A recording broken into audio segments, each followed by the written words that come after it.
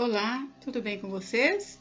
Hoje, dia 171 da nossa leitura da palavra em ordem cronológica, nós vamos ler os capítulos 7 ao 12 do livro de Eclesiastes. Vamos à leitura? Capítulo 7. A sabedoria e a tolice. A boa fama é melhor do que um bom perfume, e o dia da morte é melhor do que o dia do nascimento. Melhor é ir à casa onde há luto do que ir à casa onde há banquete, pois naquela se vê o fim de todas as pessoas, e que os vivos o tomem em consideração. Melhor é a mágoa do que o riso, porque com a tristeza do rosto se melhora o coração. O coração dos sábios está na casa do luto, mas o dos insensatos na casa da alegria. Melhor é ouvir a repreensão do sábio do que ouvir a canção dos tolos. Pois como o crepitar dos espinhos debaixo de uma panela, assim é a risada dos tolos, também isto é vaidade. Certamente a opressão faz do sábio um tolo, e o suborno corrompe o coração. Melhor é o fim das coisas do que o seu princípio. A paciência é melhor do que a arrogância. Não se apresse em ficar irado, porque a ira se abriga no íntimo dos tolos. Nunca pergunte: por que os dias passados foram melhores que os de agora? Pois não é sábio fazer esta pergunta. Boa é a sabedoria havendo herança, ela é proveitosa para os que veem o sol. A sabedoria protege do mesmo modo que o dinheiro, mas a vantagem da sabedoria é que ela dá vida a quem a possui. Observe as obras de Deus, pois quem poderá endireitar o que ele fez torto? No dia da prosperidade, seja feliz, mas no dia da adversidade, considere que Deus fez tanto este como aquele, para que o ser humano não descubra nada do que há de vir depois dele. Tudo isto vi nos dias da minha vaidade. Há justos que perecem na sua justiça, e há ímpios que prolongam os seus dias na sua maldade. Não seja demasiadamente justo, nem exageradamente sábio. Por que você destruiria a si mesmo? Não seja demasiadamente perverso, nem seja tolo. Por que você morreria antes de sua hora? Bom é que você retenha isto e também não abra mão daquilo, pois quem teme a Deus sai ileso de tudo isto. A sabedoria fortalece o sábio, mais do que 10 poderosos que se encontram numa cidade. Não há nenhum justo sobre a terra que faça o bem e que não peque. Não dê atenção a todas as palavras que se dizem, para que você não venha a ouvir o seu servo amaldiçoando você. E você sabe que muitas vezes você mesmo já amaldiçoou os outros. Tudo isto examinei por meio da sabedoria. Eu disse: serei sábio, mas a sabedoria estava longe de mim. O que está longe e é muito profundo, quem o poderá encontrar? Procurei conhecer, investigar, buscar a sabedoria e a razão, e compreender que a maldade é a estupidez e a tolice a loucura. Achei coisa mais amarga do que a morte, a mulher cujo coração é rede e armadilha, e cujas mãos são correntes. Quem agrada a Deus fugirá dela, mas o pecador virá a ser seu prisioneiro. Eis o que descobri, diz o pregador, conferindo uma coisa com outra, para a respeito delas formar o meu juízo. Juízo que ainda procuro e não encontrei. Entre 1000 homens achei um como esperava, mas entre tantas mulheres não achei nem sequer uma. O que descobri é tão somente isto, que Deus fez o ser humano reto, mas ele se meteu em muitos problemas. Capítulo 8. Quem é como sábio, e quem sabe a interpretação das coisas? A sabedoria faz reluzir o rosto de uma pessoa e muda a dureza do seu semblante. A obediência ao rei. Eu digo a você, observe o mandamento do rei, e isto por causa do juramento que você fez diante de Deus.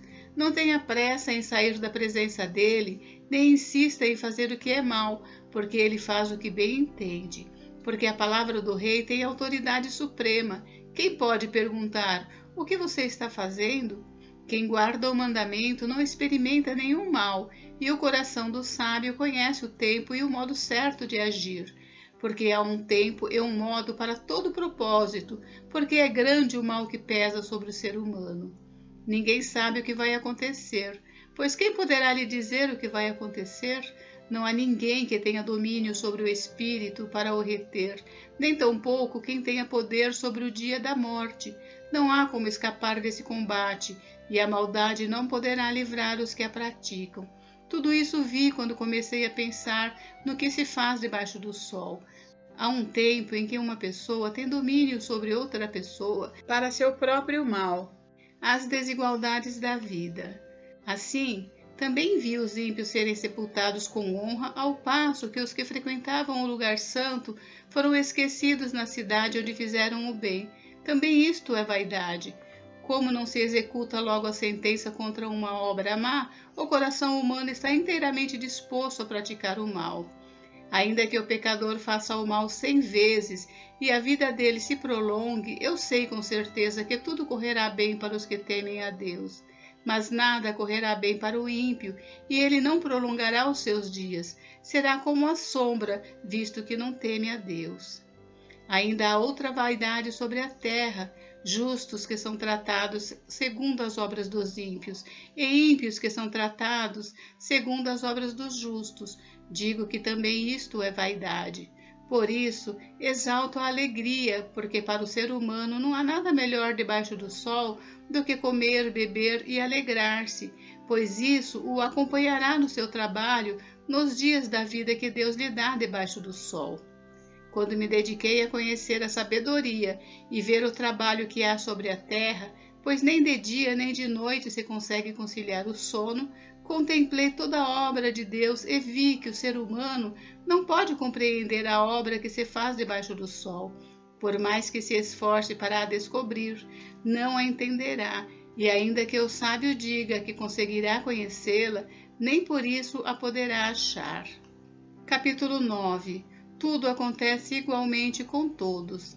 Tenho refletido sobre todas estas coisas para chegar à seguinte conclusão: os justos e os sábios, com os seus feitos, estão nas mãos de Deus, e se é o amor ou se é ódio que está à sua espera, isso ninguém sabe. Ninguém sabe o que vai acontecer. Tudo acontece igualmente com todos. O mesmo acontece com o justo e com o ímpio, com o bom e com o mal, com o puro e com o impuro, com o que oferece sacrifícios e com o que não os oferece, com o bom e com o pecador, tanto com o que faz juramentos, como com aquele que tem medo de fazê-los. Este é o mal que há em tudo que se faz debaixo do sol. A mesma coisa acontece com todos. Também o coração das pessoas está cheio de maldade, está cheio de loucura enquanto elas vivem. Depois, rumo aos mortos. Para aquele que está entre os vivos, há esperança, porque mais vale um cão vivo do que um leão morto. Porque os vivos sabem que vão morrer, mas os mortos não sabem nada e não têm nenhuma recompensa a receber, porque a memória deles jaz no esquecimento. Amor, ódio e inveja, para eles já não existem mais. Eles estão afastados para sempre de tudo que se faz debaixo do sol. Portanto, vá e coma com alegria o seu pão e beba com prazer o seu vinho, pois Deus já se agradou do que você faz. Que as suas vestes sejam sempre brancas e que nunca falte óleo sobre a sua cabeça. Aproveite a vida com a mulher que você ama, todos os dias dessa vida fugaz que Deus lhe deu debaixo do sol, porque esta é a parte que lhe cabe nesta vida pelo trabalho com que você se afadigou debaixo do sol. Tudo que vier às suas mãos para fazer, faça-o conforme as suas forças, porque na sepultura, que é para onde você vai, não há obra, nem projetos, nem conhecimento, nem sabedoria alguma. Trabalhos sem recompensa.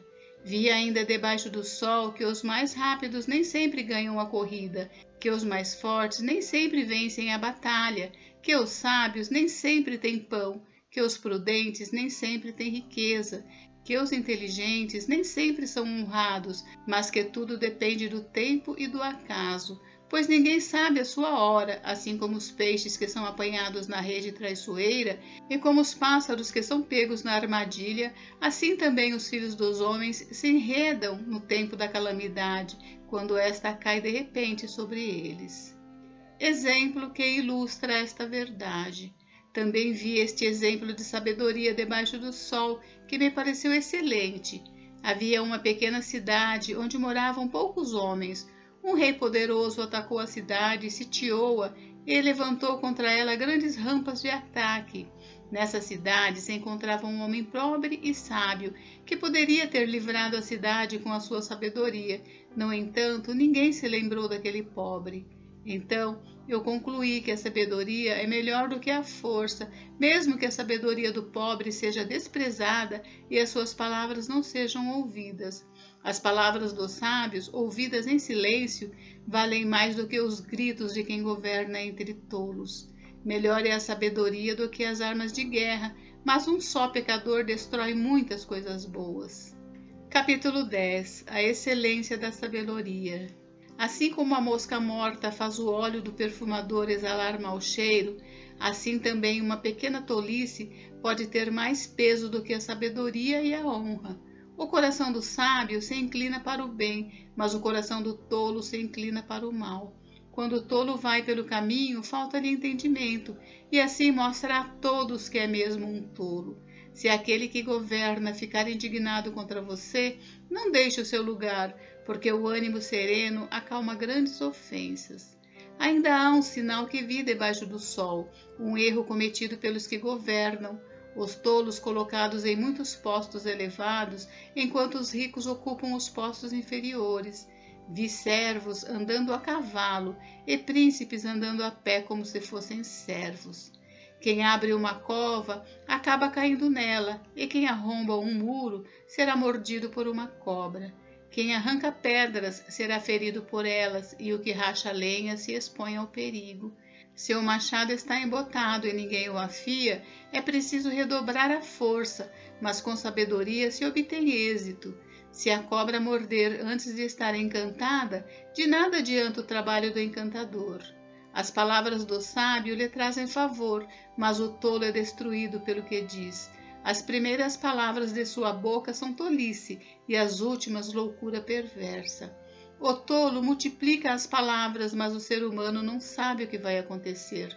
Quem poderá lhe dizer o que será depois dele? O trabalho do tolo o fadiga, pois nem sabe ir à cidade.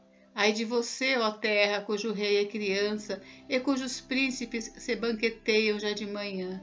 Feliz é você, ó terra, cujo rei é filho de nobres e cujos príncipes sentam à mesa a seu tempo para refazer as forças e não para se embriagar.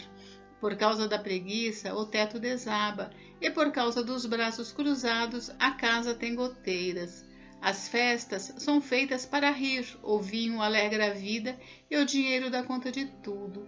Nem em pensamento fale mal do rei, e não fale mal do rico, nem mesmo quando você estiver sozinho em seu quarto, porque as aves do céu poderiam levar a sua voz, e o que tem asas poderia contar o que você falou. Capítulo 11. A conduta prudente do sábio. Lance o seu pão sobre as águas, porque depois de muitos dias você o achará. Reparta com 7 e até mesmo com 8, porque você não sabe que mal sobrevirá à terra. Se as nuvens estão cheias, derramam chuva sobre a terra. Se uma árvore cair para o sul ou para o norte, no lugar em que cair, aí ficará. Quem somente observa o vento nunca semeará, e o que olha para as nuvens nunca fará a colheita. Assim como você não conhece o caminho do vento, nem sabe como se formam os ossos no ventre da mulher grávida, assim também não entende as obras de Deus que faz todas as coisas. Semeie a sua semente de manhã e à tarde não fique de braços cruzados, porque você não sabe qual irá prosperar. Se esta, se aquela, ou se ambas serão igualmente boas. Doce é a luz e agradável aos olhos é ver o sol. Mesmo que alguém viva muitos anos, deve alegrar-se em todos eles. Contudo, deve lembrar-se de que há dias de trevas, que serão muitos, e que tudo que virá é vaidade. A mocidade. Alegre-se, jovem, na sua mocidade, e que o seu coração lhe dê muita alegria nos dias da sua juventude. Ande nos caminhos que satisfazem o seu coração e agradam aos seus olhos. Saiba, porém, que de todas estas coisas Deus lhe pedirá contas. Afaste do seu coração a mágoa e remova de seu corpo a dor, porque a juventude e a primavera da vida são vaidade. Capítulo 12. A velhice. Lembre-se do seu Criador nos dias da sua mocidade, antes que venham os dias maus e cheguem os anos em que você dirá: não tenho neles prazer. Lembre-se do Criador antes que se escureçam o sol, a lua e as estrelas, e as nuvens voltem depois da chuva. Lembre-se dele antes do dia em que tremerem os guardas da casa, os seus braços, e se curvarem os homens que no passado eram fortes às suas pernas, e cessarem os moedores da sua boca, por já serem poucos, e se escurecerem os que olham pelas janelas os seus olhos. Faça isso antes que as portas da rua se fechem e o ruído das pedras de moinho se torne difícil de ouvir. Quando você se levantar a voz das aves e todas as harmonias, filhas da música, começarem a desaparecer. Quando você tiver medo do que é alto e se espantar no caminho. Quando florescer como a amendoeira e o gafanhoto lhe for um peso. E quando você perder o apetite, porque o ser humano vai à morada eterna e os pranteadores andarão rodeando pela praça. Lembre-se do seu Criador, antes que se rompa o fio de prata e se despedace o copo de ouro, e se quebre o cântaro junto à fonte, e se desfaça a roda junto ao poço, e o pó volte à terra de onde veio, e o espírito volte a Deus que o deu. Vaidade de vaidade, diz o pregador, tudo é vaidade. Conclusão.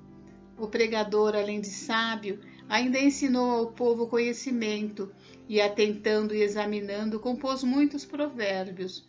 O pregador procurou achar palavras agradáveis e escrever com retidão palavras de verdade.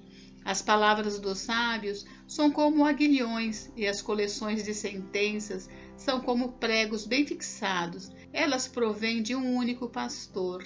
Além do mais, meu filho, leve em conta o seguinte: não há limite para fazer livros, e o muito estudar é enfado da carne.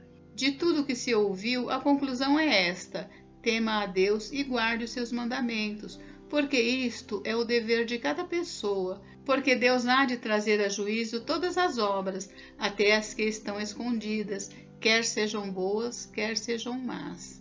Gente, encerramos por hoje, mas amanhã tem mais. Fiquem com Deus, Deus abençoe vocês. Até amanhã.